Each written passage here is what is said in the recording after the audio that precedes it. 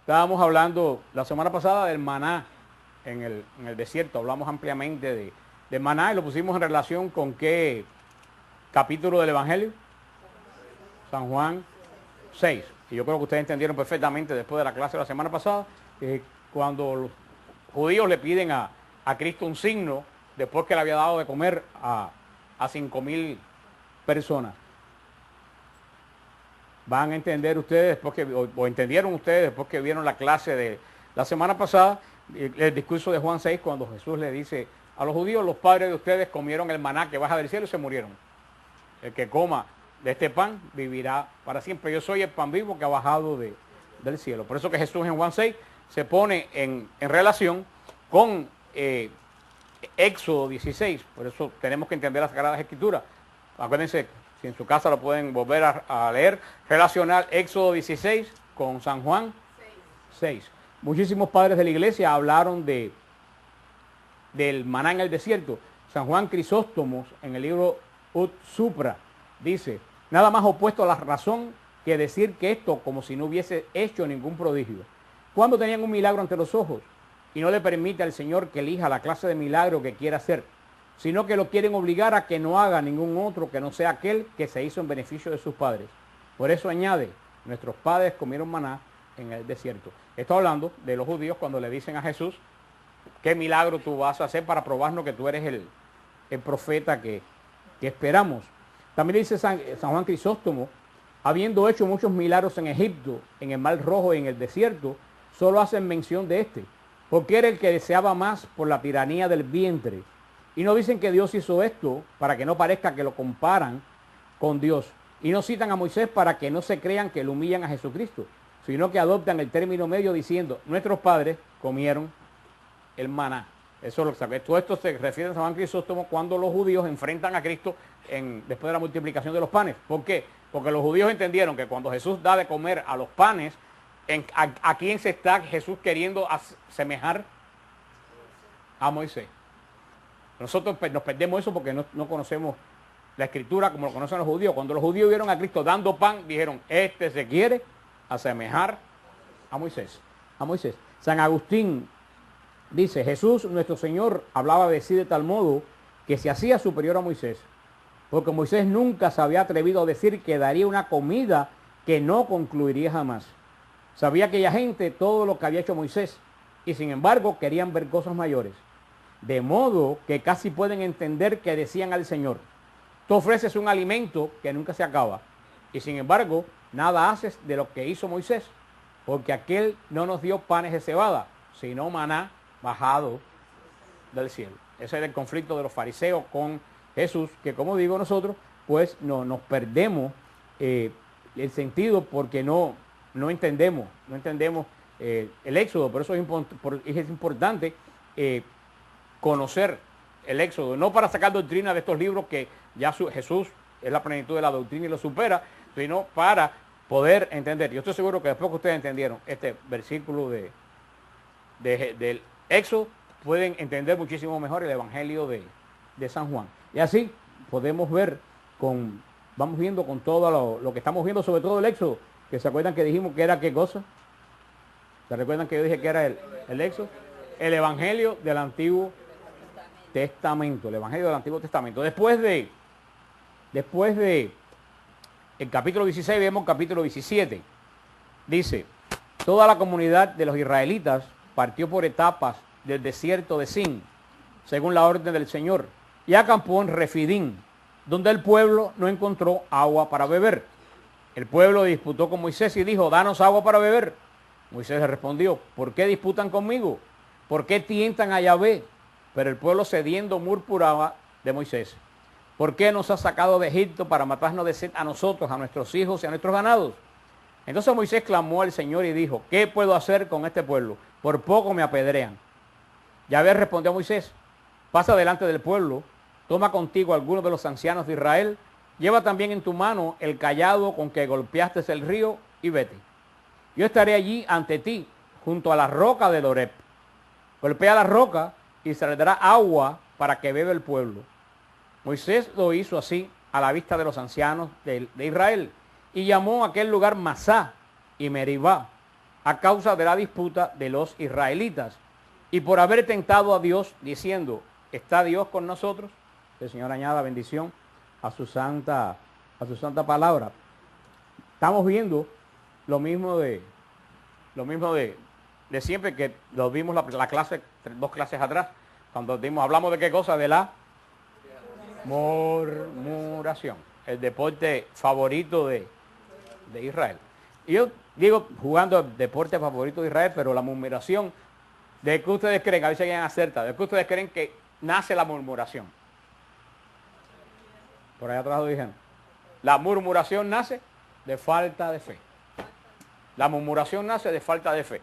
Porque Israel murmura porque no tiene fe. Y las personas dicen, ay, si Dios hiciera un milagro ahora, qué sé yo, bajar en el Congreso de los Estados Unidos en el medio del hemiciclo, la gente, mentira, hermano. Nadie cambia por milagro. Israel vio todos estos milagros. Israel vio abrirse el mar y que empezaron a gritar, no tenemos comida. El Señor le dio carne y pan bajado del cielo. ¿Qué piensan? Le ponen a gritar, no tenemos agua. Y el Señor, el mensaje que le dan en Maná, y vimos la semana pasada, es fuerte. El mensaje del Maná, recoge maná para el mismo día. ¿Qué le quiere decir el Señor con eso? Tú no vives del maná, tú vives de mi misericordia. Que es lo que estamos hablando hoy. Pero me imagino que había muchos israelitas que dirían, la misericordia no se come. Como muchos de nosotros muchas veces decimos o nos dicen. Sigue rezando que los rezos no se comen. Pero muchos de nosotros hemos comido toda la vida gracias a los rezos. Porque de la oración viene la fe. Y de la fe viene la seguridad. Y de la falta de fe, ¿qué es lo que viene? La murmuración. Mira, ¿para qué yo me metí aquí? Mejor estaba lo que siempre hablamos, las personas que viven ¿dónde? En el pasado. Mejor estábamos en Egipto. Y nosotros decimos que todos nosotros hemos murmurado igual. Todos nosotros hemos dicho, ¿para qué vine de Cuba? ¿Para qué me vine de Nicaragua? ¿Para qué vine de mejor yo estaba allá? Como dije la semana pasada, que a lo mejor lo que tenía una casa llena de huecos, con el patio, con los chanchos corriendo por el patio, y ahora tu mente piensa que es un palacio. Porque nosotros también, y se recuerdan cuando dimos la clase de Génesis, a veces alguien se acuerda de Génesis para pensar que yo no laboro en vano. ¿Por qué dijimos que siempre nosotros pensamos que lo de antes era mejor? ¿Se acuerdan por qué? Ya se les olvidó. Los que no estaban en esa clase de Génesis, por el pecado original. Como nosotros que al principio verdaderamente todo era mejor antes del pecado, en los genes de nosotros quedó esa tendencia de que antiguamente la cosa era mejor. Producto de que nuestro gen está grabado, que teníamos un estado de gracia y de comunión con Dios en lo cual lo perdimos. Por eso siempre pensamos, y efectivamente, lo de antes era mejor, pero lo de antes del pecado era cuando era mejor. Pero tenemos eso grabado en nuestros corazones. Israel, que no tiene la gracia, que no tiene la redención, Israel está metido en este mundo de la murmuración. Querían pan, el Señor le dio maná bajado del cielo. Querían carne, el Señor le dio codornices. Y ahora se enfrenta con el problema que ha recorrido Israel en estos 15 días. Israel solamente lleva 15 días fuera de Egipto, con el gran problema, la sed. No sé si ustedes han pasado sed alguna vez, pero la sed es uno de los sentimientos peores que hay. Es una de las cosas que más desespera. Uno aguanta 40 cosas menos la sed. Por eso la iglesia siempre pone a una persona que tiene problemas espirituales o que está apartado de la gracia de Dios como una persona que tiene sed. Y la persona que tiene sed, si una persona anda perdido por el desierto y tiene sed, ¿qué es lo que toma? Bueno, una persona que tiene sed toma lo primero que le pongan de adelante.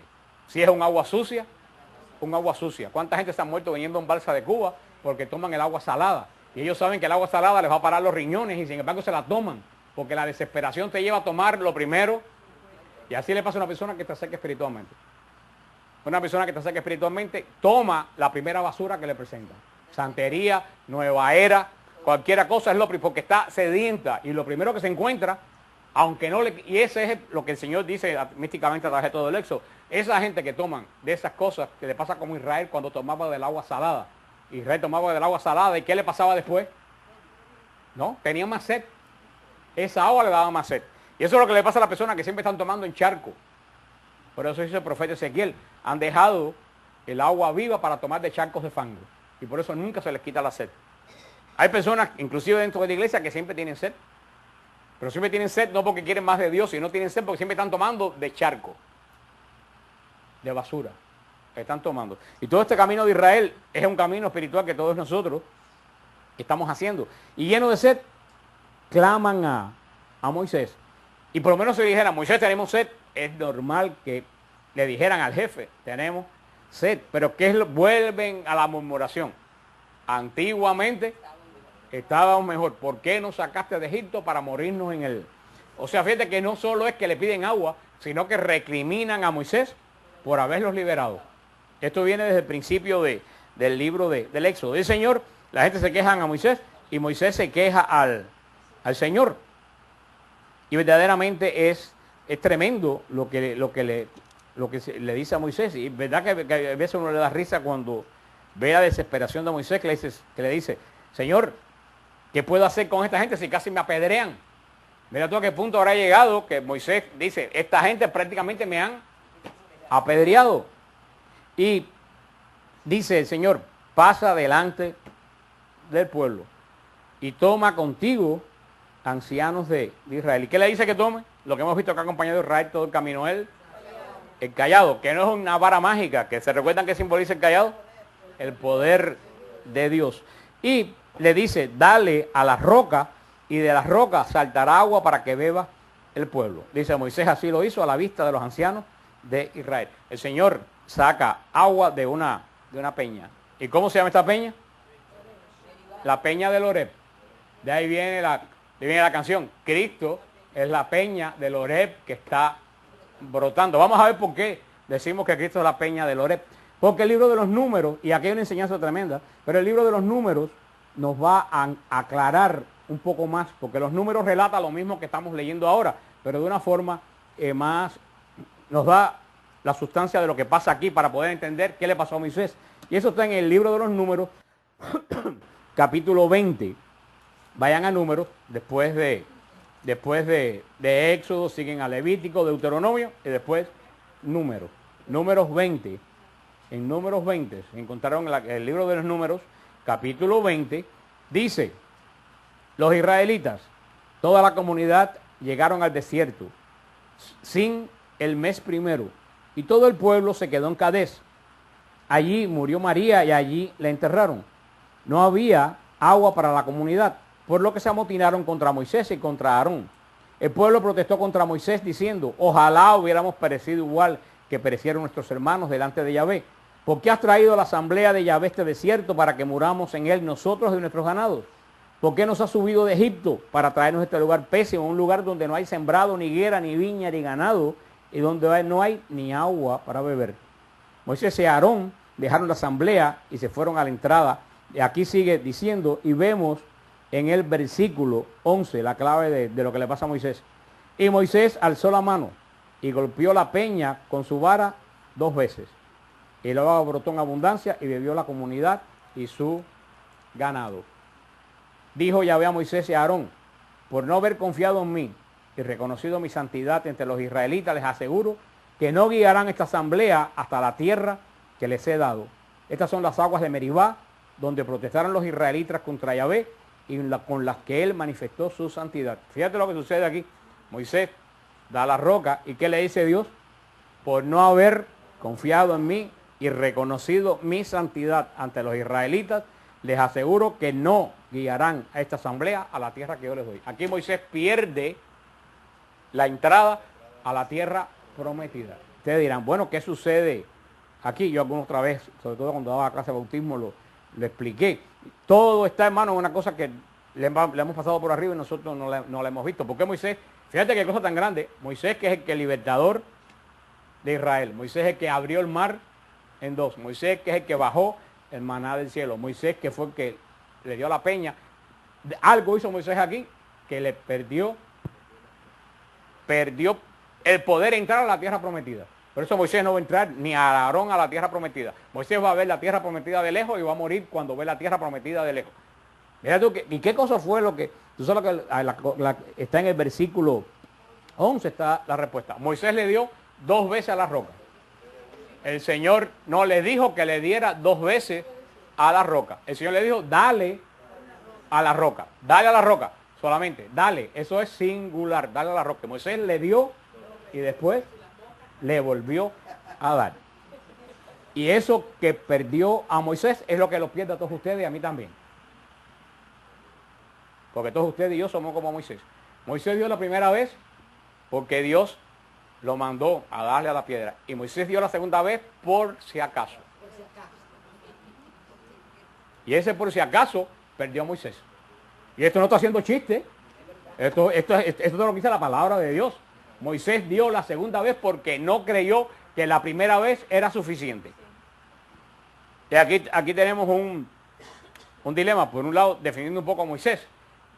También el Señor hace las cosas difíciles. Porque Moisés podía haber, la vara la pudiera haber enterrado en la arena y haber salido agua de la arena, y eso es un poco más como que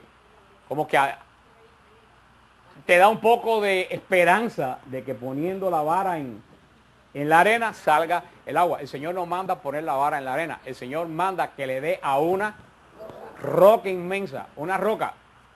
De la arena puede salir agua. De hecho hay oasis en la arena.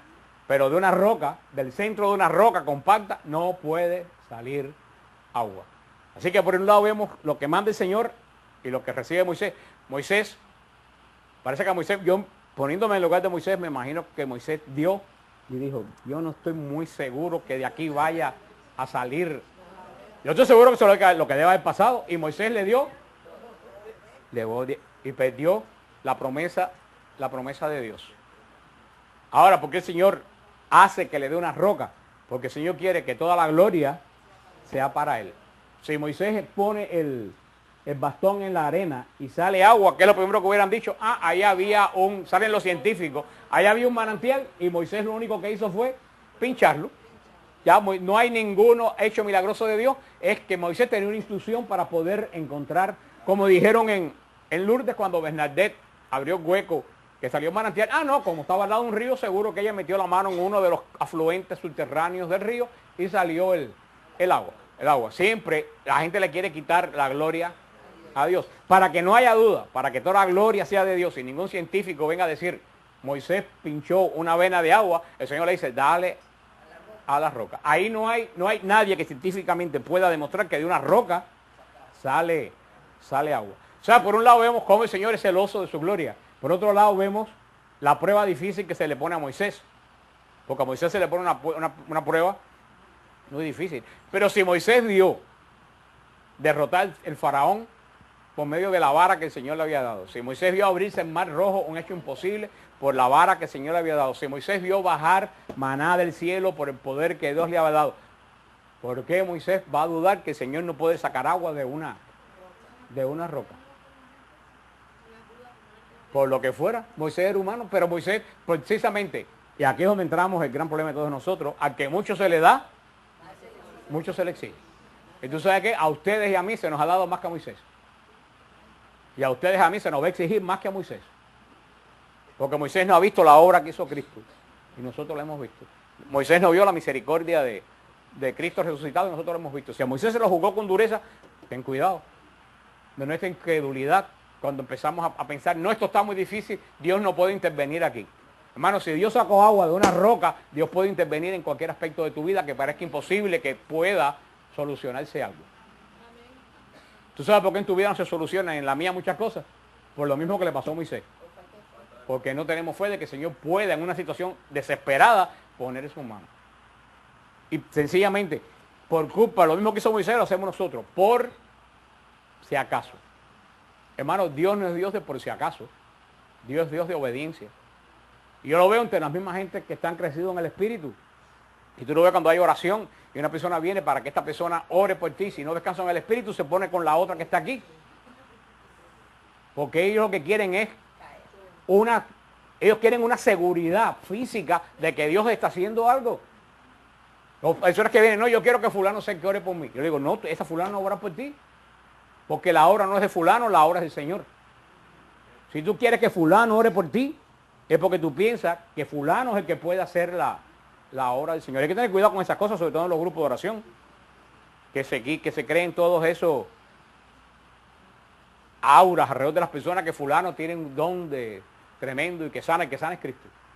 Aquí nadie sana. Verdaderamente, o cuántas veces uno, qué sé yo, sobre todo la gente que no están muy en el Señor, van y oran y después por si acaso van a un brujo. O las personas que dicen, no, yo tengo puesto un vaso de agua en mi casa por... Yo oigo eso cantidad de veces. No, yo no creo en eso, pero lo tengo ahí por si acaso. Ese por si acaso fue el que hizo que Moisés perdiera la gloria de Moisés, que hubiera sido entrar él al pueblo, a la promesa de Dios del cual él lo sacó. Moisés jamás va a entrar a la tierra prometida por un por si acaso. Y nosotros muchas veces en nuestra vida nos vamos a ver la obra de Dios por un por si acaso. Se lo vuelvo a repetir, Dios no es Dios de por si acaso. Dios es Dios de plena obediencia. Y vuelvo, cuando la situación parece más difícil y tú crees que Dios puede hacer la obra, es cuando Dios verdaderamente actúa en la vida de uno. Dios no va a sacar milagro de la arena tuya. Dios va a sacar agua, ¿tú sabes de dónde? De la roca tuya. Cuando alguien te diga, eso no lo arregla nadie. Ahí es cuando tú tienes que mirar. Pero cuidado, no dar 2 veces. Dar una vez. Por eso le digo muchas veces a las personas, tenemos que orar con insistencia, porque lo dice el Señor. Pero creo que llega un momento, y la hermana Blanca lo explicó muy bien en el retiro, llega un momento que después de orar muchísimo, tú tienes que ya parar de orar y dejar eso en las manos del Señor. Es decir, Señor, ya yo hice todo lo que he tenido que hacer, yo ahora en vez de orar voy a confiar. Y lo dejas en las manos de Él. Ahí es donde comienza el milagro. Y ahí es donde Moisés verdaderamente falla, como dice María por aquí. Es posible que sea la desesperación de Moisés, que ya la gente lo tenía loco. Pero Moisés tenía suficiente gracia de Dios para poder saber hasta dónde la gente te puede volver loco. Porque la gente lo pueden volver loco. Ustedes, mucha de la gente tratan de volverme loco a mí. Pero yo sé hasta dónde yo puedo. Cuando yo veo que yo no puedo, desconecto y puede estar hablando y yo desconecté. Y le digo que sí, pero no tengo la menor idea de qué me están diciendo. El Señor nos da mecanismos a uno y cuando llega el problema a tu casa y el problema ya a ti te tiene loco y tú no puedes más, hermano, tú tienes que desconectar. Como le dije el otro día, a ustedes se lo dijo una persona en desesperación no puede resolver absolutamente nada. Una persona en desesperación lo que hace es complicar la situación. Una persona tiene que caminar en fe. La persona que se desesperan, que fue lo que puede ser, vamos a suponer que Moisés se haya desesperado. Y han dicho, que vaya, yo no puedo más con esta gente perdiste tú tienes, y todo esto viene de cosas que hemos hablado continuamente y que hay que repetirlas porque la gente se lo olvide, eso lo he dicho millones de veces. Nadie puede cargar la cruz de nadie.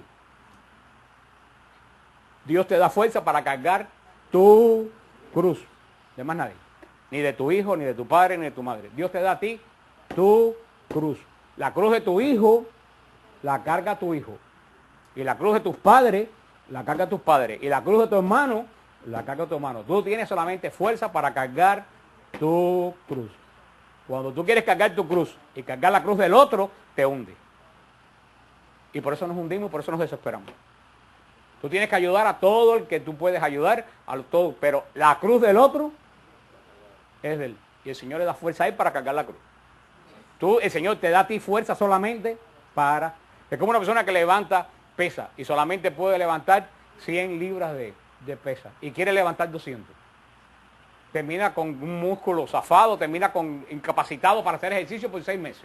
Y eso es lo que le pasa a mucha gente, se incapacita en la fe y en el espíritu por cargar demasiada cruz. El Señor le da a cada uno la cruz y el peso que tú puedes llevar. Yo sé que eso es difícil porque las madres quieren cargar las cruces de los hijos.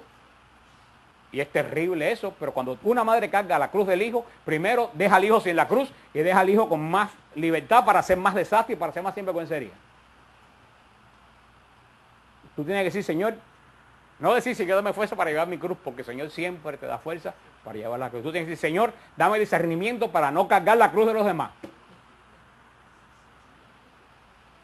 Y eso, hermano, nos ha pasado a todos nosotros. Y a mí a veces que me envuelvo y digo, para, esta cruz no es mía, esta es de mi sobrina, esta es de mi hermana, lo ayudo hasta donde yo puedo, pero esa cruz la carga ella. Y que ella aprenda a pedirle al Señor fortaleza para cargar la cruz. Yo estoy cargando la mía, que bastante trabajo me cuesta. Entonces, obviamente Moisés, en otro punto espiritual, porque fue mucho antes de la redención, Moisés quiso cargar todas las cruces de Israel. del pueblo judío. Y solamente Moisés podía cargar el peso, la roca de Moisés, no la roca de todo el mundo. Y por eso verdaderamente que la gente se estanca espiritualmente. Porque como tú tienes mucho peso encima, tú no puedes caminar. Una persona con un peso tremendo arriba no se puede mover. Si ustedes se paran en la arena con un peso tremendo arriba y no caminan, ¿tú sabes qué le pasa a ustedes? Se hunden cada vez más. Es una persona que está cargando muchas cruces y no se mueve, lo que hace cada vez más. Y termina hundido. Y el otro, sin la cruz, está encantado de la vida, con tremenda fuerza para seguir con su sinvergüencería. Y tú como una loca o un loco. Hermano, eso es pura realidad. En la familia de ustedes, en la mía, lo vemos todos los días. Lo que pasa es que no ejercitamos lo que aprendemos. Porque ahora suena muy bonito, ahora lo que hay que ver cuando llegue el problema. Y tú dices, esa cruz no es mía. No lo voy a cargar. Y tenemos que prepararlo. Si no, vemos cuánta gente lo ve, que se vuelven locos, que se angustian, se apartan de Dios, se apartan de la gracia, no resuelven nada y no ayudan a la otra persona, queriendo cargar esa cruz. Pues eso fue sencillamente lo que le pasó a Moisés. Sacó el agua de la roca, pero perdió la gracia que el Señor le había dado de ver la tierra que Dios le prometió. Jamás Moisés va a poner un pie en la tierra que Israel entró. Es más, que todos los que caminaron por el desierto, menos Josué, ninguno va a entrar a la tierra prometida. Por la misma causa. Solamente va a entrar Josué de los que caminaron, de los que salieron de Egipto. Moisés, el Señor le va a decir, esa es la tierra que yo le voy a dar a tu descendencia, pero tú no vas a entrar. Y ahí termina la historia de Moisés, que la vamos a ver después en el Deuteronomio. Y aquí surge la roca. ¿La roca de qué? Del Horeb. ¿Por qué? Porque al monte Sinaí dicen el monte Horeb. Y esta es una roca que estaba cerca del Sinaí. Por eso esa zona le dicen el Horeb. Por eso cuando se habla de la roca del Horeb, no es una roca cualquiera. Cuando se habla de la roca del Horeb, es la roca que emanaba agua. Pero, ¿qué es lo que quiere decir la roca manando agua? Lo que hablamos la semana pasada con hermana. ¿Qué quiere decir la roca manando agua? La providencia de Dios. Dios es providente. A Israel nunca a partir de ahí le va a faltar agua. Y ahí los místicos judíos, dicen los místicos judíos, en todos los escritos estos de estos grandes rabinos, dicen ellos, esto no está en la Biblia, es una interpretación mística de los judíos. Dicen que la roca, que a donde quiera que Israel iba, la roca iba detrás. Dice que cuando Israel ponía el campamento, lo primero que veía era la roca manando. Por eso que dice San Pablo, y esa roca era Cristo. Porque dice San Pablo, esa roca que los judíos ven, que a donde quiera que viva Israel, va la roca que emana agua. ¿Y qué cosa es el agua? La vida del pueblo. Dice San Pablo, esa roca que ustedes vieron por el desierto tras de ustedes, esa roca es la prefigura de Cristo, que a través del bautismo nos da la vida eterna.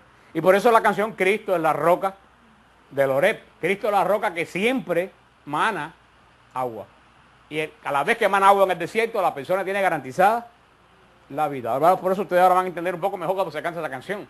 Cristo es la roca, la peña del Horeb que está brotando agua de vida saludable para ti. Porque a la vez que Israel tuvo el agua garantizada, Israel tenía, ¿qué cosa? La vida garantizada. Sigue en el versículo 8. Amalek vino y atacó a Israel en Refidín. Moisés dijo a Josué, elige algunos hombres y sal a combatir contra Amalek. Mañana yo me pondré en la cima del monte con el cayado de Dios en mi mano. Josué hizo lo que le mandó Moisés y salió a combatir contra Amalek. Mientras tanto Moisés, Aarón y Hur subieron a la cima del monte. Mientras Moisés tenía las manos alzadas, vencía a Israel. Pero cuando las bajaba, vencía a Amalek. Como los brazos de Moisés se cansaran, ellos tomaron una piedra y se la pusieron debajo para que se sentara. Mientras Aarón y Hur le sostenían los brazos, uno a cada lado. Así resistieron sus brazos hasta la puesta del sol. Josué derrotó a Amalek y a su pueblo a filo de espada. Yahvé dijo a Moisés, escribe esto en un libro para recuerdo y haz saber a Josué que yo borraré por completo la memoria de Amalek de debajo de los cielos. Moisés construyó un altar y lo llamó el Señor mi bandera, diciendo, la bandera de Yahvé en mano, Yahvé está en guerra con Amalek de generación en generación. Que el Señor añada bendición en su santa palabra. Aquí hay una característica de Moisés, muy importante. Moisés no era guerrero. ¿Qué cosa era Moisés? Intercesor.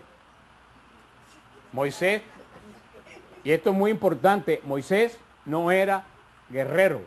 Moisés era intercesor. Y esa es la gran característica de Moisés. Moisés va a hacer toda su vida, ¿qué cosa? Intercesor. Y eso nos habla muchísimo de lo que es la intercesión y la necesidad que hay hoy de intercesores. Y tenemos el primer ejemplo de intercesión aquí en Moisés. Moisés mandó a luchar a Josué contra Amalec. Sin embargo, mientras Josué batallaba, ¿qué hacía Moisés? Oraba. ¿Quién ganó aquí la batalla? Para mí la ganó Moisés. Porque si Moisés no ora, cuando Moisés dejaba de orar, que se cansaba, ¿qué pasaba? Hermano, y aquí viene la importancia de la oración. La importancia de la oración.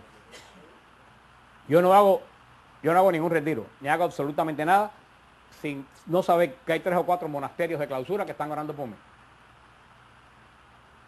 Siempre hay monasterios, las carmelitas aquí de Miami, las carmelitas de Belén, las carmelitas de Parma, de Mallorca, las carmelitas de Orense en España. Son monasterios que siempre están orando por este ministerio. Cada vez que hay un retiro, llamando todas las listas de todo lo que se va a hacer, porque verdaderamente yo estoy dando la batalla, pero yo no puedo dar la batalla si detrás de mí no hay alguien que está orando.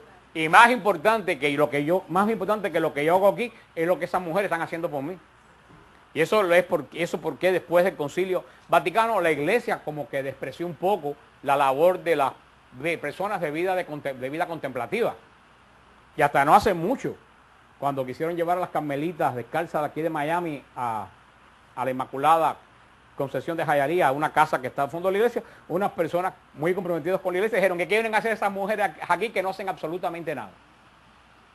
Es una persona que no es espiritual.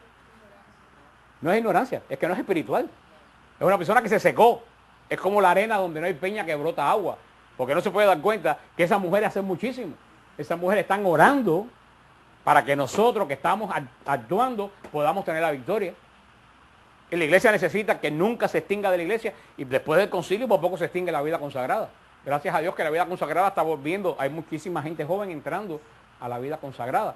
Pero, como dijo una vez el Papa, las personas de vida consagrada, tanto hombres como mujeres, son los pulmones de la iglesia. La iglesia camina y batalla porque respira a través de las almas consagradas. Porque en cualquier lugar del mundo, en este momento que estamos nosotros aquí predicando, cuando vaya a dar retiro, en todos los lugares del mundo, te aseguro que hay 100 o 200 monasterios que en este momento están orando. Te aseguro que hay más de 100 monasterios en este momento que en algún lugar de la iglesia está orando. Uno dice, pero está lejísimo, sí, pero el cuerpo, te puede decir que el pie está lejísimo del pulmón. Pero ¿qué pasa si el pulmón deja de respirar? ¿Qué pasa con el pie? Se mueren las células del pie. Puede ser que esas monjas están en la China orando, pero somos el cuerpo de Cristo y esa oración de esa mujer está moviéndose por todo el cuerpo de Cristo que es la iglesia. Por eso esto nos da una batalla tremenda de la necesidad de ¿qué? De la intercesión. Y yo he puesto la plenitud de la intercesión, que son las religiosas y los religiosos, pero todos nosotros tenemos que ser intercesores. Hermano, todos tenemos que ser intercesores. Ya le he dicho anteriormente en el retiro que todos teníamos que ser, ¿qué cosas se recuerdan? Le he dicho una pila de veces aquí. Tenemos que ser reparadores. Tenemos que ser reparadores. Tenemos que hacer oración de reparación. Y ahora, hoy les digo que tenemos que hacer oración de intercesión. Y hermano, hoy en día más que nunca hace falta la oración de intercesión. Y el Señor, según tú vas caminando en el mundo espiritual, el Señor te va revelando más la oración de intercesión. Yo le pongo un ejemplo. Hace como 4 noches yo estaba soñando, yo nunca sueño. Estaba soñando un sueño clarísimo. Y me desperté, que venía un muchacho, me parece que veo la cara del muchacho, que iba a cruzar la calle y un ómnibus le pasó por encima. Y yo le vi la cara, como él quiso aguantar la goma. Lo vi tan claro como si de verdad lo hubiera visto. Como lo aplastó. ¿Y tú sabes lo que hice en ese momento? Me puso a orar por ese muchacho. Pero yo estoy seguro que en algún lugar en el mundo hay alguien que iba a pasar por esa situación. Me puso a orar, Señor, toca a ese muchacho, toca las manos del conductor que está manejando para que ese hecho que pueda ocurrir. ¿Tú sabes cómo se llama eso? Intercesión. A ver, piensa que ustedes están durmiendo y se despiertan con un sueño que vieron a alguien. ¿Tú sabes lo que tienen que hacer en ese momento? ponerse a orar por esa persona. Yo les hice a todo un cuento que me pasó una vez en el Calvario, hace muchos años, cuando iba a los primeros viajes que hice a Israel. Yo estaba en el Calvario y se lo comenté con unas personas que están aquí, que yo había visto cuando estaba en el Calvario orando. Vaya, no la vi. Como una visión, la percibí una religiosa vestida de carmelita orando con un niño cargado en la mano. Y yo me puse a orar por esa monja. Yo oré por esa monja, oré por esa monja. Y después, al cabo del tiempo, ¿no te acuerdas que yo Pérez hizo una comida para recaudar dinero para Sor María Rosa? Yo no la conocía. Y cuando que fue en la casa de él, que llovió mucho. Y cuando fui a la comida, que yo le dije, esa es la monja que yo vi, vestida de carmelita con la blusa blanca y el velo. Y le pregunté a yo Pérez que me dijo, no, es una monja que tiene un asilo de niños en Honduras. Y le han hecho la vida miserable porque casi le quieren cerrar el asilo. Y yo lejísimo en el Calvario, el Señor me puso en mi corazón orar, porque yo veía a la monja llorando con un niño en la mano y yo no entendía una relación. Pero en la medida que ustedes avancen más en el mundo espiritual, ustedes van a empezar a tener este tipo de cosas. Sobre todo por la noche. El Señor levanta a mucha gente por la noche para que oren por intercesión. Así que ustedes tengan un sueño que a ustedes les parezca raro. No, no es raro. Levántate y empieza a orar por eso que tú acabas de soñar. Eso es la intercesión. Hoy en día, ¿qué es lo que hemos hecho esta noche rezando Rosario de la Divina Misericordia? Intercesión por el Santo Padre. Y todos estos días he estado orando por intercesión por el Santo Padre. Cada vez que yo me acuerdo, cada vez que veo una noticia, yo me pongo a orar por el Santo Padre. Señor bendice y todas las mañanas oro, Señor bendice a Benedicto XVI, consuela su corazón, bendice la obra, bendice sus pasos, bendice el viaje que va a tener en Inglaterra, que va a ser un viaje dificilísimo, porque se va a meter como Daniel en el foso de los leones, en una sociedad impía. Eso es intercesión, todo es intercesión. Y si una persona verdaderamente es un alma intercesora, siempre va a interceder. Como el otro día que íbamos para el monasterio, y aunque muchas veces Rubén padece de santa locura, y muchas veces uno tiene que discernir qué es locura y qué cosa es el movimiento del espíritu, pero pasamos por el hospital, por el Palmetto, y Rubén dijo, Señor bendice a los que están enfermos en ese momento y a los que están agonizando de adentro. Eso es intercesión. Cuando uno pasa por un hospital no puede orar por las personas que están en ese momento en el hospital. Tú ves un choque y en vez de ponerte a decir, qué desgracia, ahora mira como usted les pregó, ponte a orar por la persona que está envuelta. Eso es intercesión. Pero sobre todo orar por las obras que se hacen, por las personas de la iglesia que están batallando, como el Santo Padre que está batallando. En este caso el Santo Padre es como Josué. El Santo Padre está en batalla, pero nosotros tenemos que ser, ¿qué cosa? Como Moisés. Tenemos que interceder. Y el signo de la oración, mientras Moisés tenía la mano levantada, vencía Israel. Cuando Moisés, claro, mucho rato con las manos levantadas, Moisés se cansaba, parece que hasta adorar. Cuando Moisés se cansaba, ¿qué hacía Israel? ¿Y qué hicieron? ¿Qué hizo Moisés? Se buscó a dos que le aguantaran las manos. Cuando tú estás débil en la oración, cuando tú estás cansado en la oración, tienes que buscar a alguien que te apoye en la oración. Cuando tú crees que ya tú no puedes seguir orando más por algo, tú tienes que llamar a dos hermanos y el hermano, tienes que buscar lo que hizo Moisés. Moisés cuando no pudo más, ¿qué buscó? Dos que lo ayudaran. ¿Para qué? Para él poder seguir orando. Por eso tenemos siempre que cuando ya vemos que es demasiada la carga, que es demasiado lo que tenemos que orar, tenemos que buscar apoyo. Como hago yo, me pongo a mandar email a montones de gente. Si tantas porquerías se mandan por email, me pongo a mandar email, oren por tal cosa. Y a muchos de ustedes yo les mando email, oren por esta situación, oren por esto. Yo tengo 6 o 7, no, son como 10 o 12 monasterios que he ido acumulando, que yo les mando las intercesiones. Y yo no soy amigo de esa gente. El otro día una de las carmelitas de Urense me preguntó que quién yo era, que siempre me llegaban intercesiones. Yo le dije, soy una persona de Miami. ¿Por qué? Porque eso no me cae de ningún lado. Yo cojo y me pongo a buscarlo en el internet. Pongo monasterios carmelitas y me aparecen un montón de monasterios carmelitas. Y si tienen email, los cojo y voy haciendo una lista. Y cuando tengo un problema de intercesión, ahí está el Lourdes. Hay un website que ustedes ponen, Basílica de Lourdes, que todas las peticiones que ustedes mandan van y la ponen delante de la gruta inmediatamente. La Guadalupe también lo tiene, Fátima también lo tiene, la Divina Misericordia, el Padre Pío lo tienen. Ustedes mandan un email al website del Padre Pío y esa gente ponen inmediatamente la petición que les llegó encima de la tumba del Padre Pío. Y están orando todo el día hasta la misa por las intenciones que tú acabas de mandar para allá. O sea, hoy en día tenemos una facilidad tremenda para la intercesión. Cuando ustedes tengan problemas, no se queden ustedes solos, empiecen a mandar email a todos esos lugares. la adoración nocturna mexicana, el website ese que se ve al Santísimo. Tú mandas también ahí, tú ves cuando ellos, tú mismo si lo estás viendo, ves que ellos van y ponen en la cesta la intercesión que llegó. Aquí tenemos la cesta esta también para las oraciones, que todos los jueves oran por las intenciones que están ahí. Esto, vemos que la intercesión es algo que está relacionado al corazón de la fe. ¿Desde cuándo? Desde los primeros tiempos. Y verdaderamente hace falta Josué que den la batalla. Pero Josué no puede dar la batalla, según Moisés que ore. Y Moisés no puede orar sin un Aarón y sin el otro señor, ¿cómo se llamaba? El Hur, que oren por ellos. Ese es el gran mensaje de este camino de Israel. Y vemos como aquí por primera vez Israel se enfrenta con ¿qué cosa? ¿Con qué se enfrenta Israel? Con la batalla. Hasta ahora Israel se ha quejado que no tiene pan, que no tiene agua. Ya en este momento Israel sabe que hay un peligro más grande en el desierto. ¿Cuál es el peligro grande que hay en el desierto aparte de la sed y el hambre? Los infieles, las batallas, los que no quieren que Israel caminen. ¿Qué es lo que no quería? ¿Qué es lo que no quería Amalek?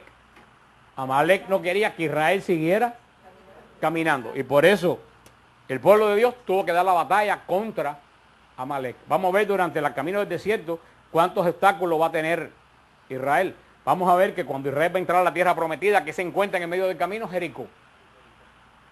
La gran batalla de Jericó. Ya llegaremos ahí. Pero vemos que el camino del pueblo de Dios, en el camino a la realización de la promesa de Dios, en el pacto de Dios, ¿qué va a haber continuamente? Batalla. Tenemos que dar batalla. Y vemos que la mayoría de esas batallas se ganan ¿cómo? En oración. Por eso le digo a muchas personas, esta batalla que tenemos para que, a favor del Papa, esta batalla se gana de rodillas. Se gana con la lengua, diciendo la verdad y saliendo al frente a los que están hablando tanta mentira, pero solamente la lengua no se puede mover, hay que mover las rodillas. Hay muchas batallas que se ganan de rodillas. Y verdaderamente, a los que ya estamos creciendo en el Señor, este capítulo 17, sobre todo el agua de la roca de Horeb y la batalla de Israel en contra de Amalek, y es una gran lección. Sobre todo como termina el capítulo, cuando dice, la bandera del Señor en mano. El Señor está en guerra con Amalek de generación en generación. Y eso es lo que tenemos que decir nosotros. Nosotros tenemos la bandera del Señor en la mano. El Señor está en guerra porque hoy en día hay Amalek. ¿Quiénes son los Amalek hoy en día que estamos viendo hoy en día? La prensa es Amalek. Es la bestia de las 9 cabezas que profiere blasfemia contra los santos. ¿Cuánto? La iglesia tiene en estos momentos una tremenda batalla contra Amalek. Y vemos que la batalla contra Amalek hace falta gente que den la batalla y hace falta que apoyen la batalla con la oración. Y en la vida de ustedes, estoy seguro que ustedes se ponen a pensar, van a tener algún Amalek en la vida de ustedes. ¿Qué cosa es Amalek? Amalek es aquel que no quiere que tú entres a la promesa de Dios. Algo en tu vida que continuamente se te pone en el medio para que tú no camines a la realización de la promesa de Dios. Averigua qué cosa es Amalek en tu vida, y si tú sabes que si hay un Amalek en tu vida que te impide caminar para la promesa de Dios, ¿tú sabes lo que le tienes que darle? ¿Qué cosa es lo que tienes que dar? Batalla. Pero no puedes dar batalla solo, tienes que dar batalla buscando gente que te apoyen en oración. Hay personas que dan batalla solo y tú solo no puedes batallar. Tú tienes que batallar siempre con un respaldo de gente que tú sigas. En este momento que estoy batallando, hay un grupo de gente que están orando. Cuando tú tienes esa certeza, tú dices, hermano, Amalek va a ser vencido. Como dice, Yahvé está en guerra con Amalek de generación en generación. Así que en este día de hoy, terminando la clase, ponte a pensar en tu vida, ¿quién es Amalek en tu vida? Estábamos hablando la semana pasada del maná en el desierto, hablamos ampliamente de maná y lo pusimos en relación con qué capítulo del Evangelio, San Juan 6. Y yo creo que ustedes entendieron perfectamente después de la clase de la semana pasada, que cuando los judíos le piden a Cristo un signo, después que le había dado de comer a 5,000 personas. van a entender ustedes, o entendieron ustedes después que vieron la clase de la semana pasada, el discurso de Juan 6, cuando Jesús le dice a los judíos, los padres de ustedes comieron el maná que baja del cielo y se murieron. El que coma de este pan vivirá para siempre. Yo soy el pan vivo que ha bajado del cielo. Por eso que Jesús en Juan 6 se pone en relación con Éxodo 16. Por eso tenemos que entender las Sagradas Escrituras. Acuérdense, si en su casa lo pueden volver a leer, relacionar Éxodo 16 con San Juan 6. Muchísimos padres de la iglesia hablaron del maná en el desierto. San Juan Crisóstomo, en el libro Ut Supra, dice, nada más opuesto a la razón que decir que esto como si no hubiese hecho ningún prodigio. Cuando tenían un milagro ante los ojos y no le permite al Señor que elija la casa, había atrevido a decir que daría una comida que no concluiría jamás. Sabía aquella gente todo lo que había hecho Moisés y sin embargo querían ver cosas mayores. De modo que casi pueden entender que decían al Señor, tú ofreces un alimento que nunca se acaba y sin embargo nada haces de lo que hizo Moisés, porque aquel no nos dio panes de cebada, sino maná bajado del cielo. Ese es el conflicto de los fariseos con Jesús, que como digo nosotros, pues nos perdemos el sentido porque no entendemos el Éxodo. Por eso es importante conocer el Éxodo, no para sacar doctrina de estos libros que ya Jesús es la plenitud de la doctrina y lo supera, sino para poder entender. Yo estoy seguro que después que ustedes entendieron este versículo del Éxodo, pueden entender muchísimo mejor el Evangelio de San Juan. Y así podemos ver, vamos viendo con todo lo que estamos viendo, sobre todo el Éxodo, que se acuerdan que dijimos que era qué cosa. ¿Se recuerdan que yo dije que era el Éxodo? El Evangelio del Antiguo Testamento, el Evangelio del Antiguo Testamento. Después de el capítulo 16, vemos el capítulo 17. Dice, hablamos de qué cosa, de la murmuración, el deporte favorito de Israel. Y yo digo, jugando el deporte favorito de Israel, pero la murmuración, ¿de qué ustedes creen? A ver si alguien acerta. ¿De qué ustedes creen que nace la murmuración? Por allá atrás lo dijeron. La murmuración nace de falta de fe. La murmuración nace de falta de fe. Porque Israel murmura porque no tiene fe. Y las personas dicen, ay, si Dios hiciera un milagro ahora, qué sé yo, bajar en el Congreso de los Estados Unidos en el medio del hemiciclo, la gente, mentira, hermano. Nadie cambia por milagro. Israel vio todos estos milagros. Israel vio abrirse el mar y que empezaron a gritar, no tenemos comida. El Señor le dio carne y pan bajado del cielo. ¿Qué piensan? Le ponen a gritar, no tenemos agua. Y el Señor, el mensaje que le dan en maná, y vimos la semana pasada, es fuerte. El mensaje del maná, recoge maná para el mismo día. ¿Qué le quiere decir el Señor con eso? Tú no vives del maná, tú vives de mi misericordia. Que es lo que estamos hablando hoy. Pero me imagino que había muchos israelitas que dirían la misericordia no se come. Como muchos de nosotros muchas veces decimos o nos dicen. Sigue rezando que los rezos no se comen. Pero muchos de nosotros hemos comido toda la vida gracias a la clase de milagro que quiere hacer. Sino que lo quieren obligar a que no haga ningún otro que no sea aquel que se hizo en beneficio de sus padres. Por eso añade, nuestros padres comieron maná en el desierto. Estoy hablando de los judíos cuando le dicen a Jesús, ¿qué milagro tú vas a hacer para probarnos que tú eres el profeta que esperamos? También dice San Juan Crisóstomo, habiendo hecho muchos milagros en Egipto, en el Mar Rojo y en el desierto, solo hacen mención de este, porque era el que deseaba más por la tiranía del vientre. Y no dicen que Dios hizo esto para que no parezca que lo comparan con Dios. Y no citan a Moisés para que no se crean que lo humillan a Jesucristo, sino que adoptan el término medio diciendo, nuestros padres comieron el maná. Eso es lo que sabe. Todo esto se refiere a San Juan Crisóstomo cuando los judíos enfrentan a Cristo después de la multiplicación de los panes. ¿Por qué? Porque los judíos entendieron que cuando Jesús da de comer a los panes, ¿a quién se está Jesús queriendo asemejar? A Moisés. Nosotros nos perdemos eso porque no conocemos la escritura como lo conocen los judíos. Cuando los judíos vieron a Cristo dando pan, dijeron, este se quiere asemejar a Moisés. A Moisés. San Agustín dice, Jesús nuestro Señor hablaba de sí de tal modo que se hacía superior a Moisés. Porque Moisés nunca, toda la comunidad de los israelitas partió por etapas del desierto de Sin, según la orden del Señor. y acampó en Refidín, donde el pueblo no encontró agua para beber. El pueblo disputó con Moisés y dijo, danos agua para beber. Moisés le respondió, ¿por qué disputan conmigo? ¿Por qué tientan a Yahvé? Pero el pueblo cediendo murmuraba de Moisés, ¿por qué nos has sacado de Egipto para matarnos de sed a nosotros, a nuestros hijos y a nuestros ganados? Entonces Moisés clamó al Señor y dijo, ¿qué puedo hacer con este pueblo? Por poco me apedrean. Yahvé respondió a Moisés, pasa delante del pueblo, toma contigo a algunos de los ancianos de Israel, lleva también en tu mano el cayado con que golpeaste el río y vete. Yo estaré allí ante ti, junto a la roca del Horeb. Golpea la roca y saldrá agua para que beba el pueblo. Moisés lo hizo así a la vista de los ancianos de Israel y llamó a aquel lugar Masá y Meribá a causa de la disputa de los israelitas y por haber tentado a Dios diciendo, ¿está Dios con nosotros? El Señor añada bendición a su santa palabra. Estamos viendo lo mismo de siempre, que lo vimos la clase, 2 clases atrás.